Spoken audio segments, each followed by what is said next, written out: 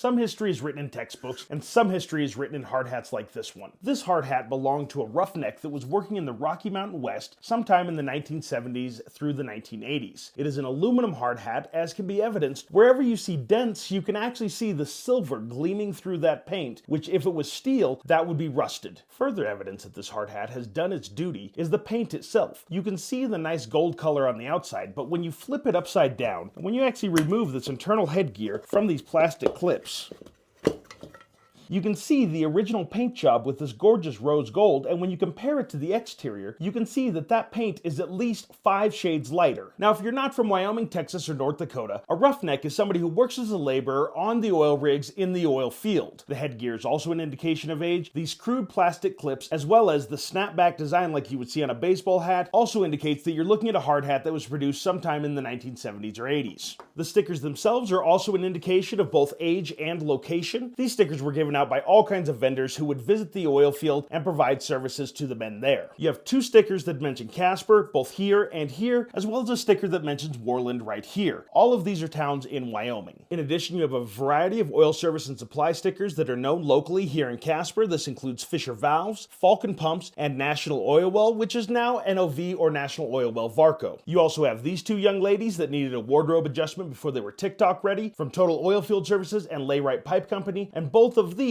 in addition to that sticker from Worland, to me indicate that 1970s, 1980s vintage just because of the styling that is done in the illustration. I was a little worried that this Quicksilver logo right here was going to throw off my dating of this hard hat. I associate this logo more with the early to mid 90s, but upon Googling it, found that it was used from 1983 to 1997 and definitely fits the time period of the rest of the hard hat. Finally, you have a couple of safety stickers right here, and I believe this nuclear one right here, that are still a commonly used feature on hard hats at construction sites all over the world today, where in order to work in a certain field or on a certain project, you had to pass the local safety school, and in order to ensure that they knew who had and had not taken that class, you would be issued a sticker to put on your hard hat after you had completed it. Now, there are much fancier hard hats than this one, like these right here, that were chased and are gorgeous pieces of aluminum art, but I would much prefer to have an item like this that shows the wear and duty that it actually did, because it is a piece of history to my mind. I personally was raised in Casper and grew up around men that wore these kinds of hard hats, and to me, it reminds me of my childhood. I hope you find something that does that for you today.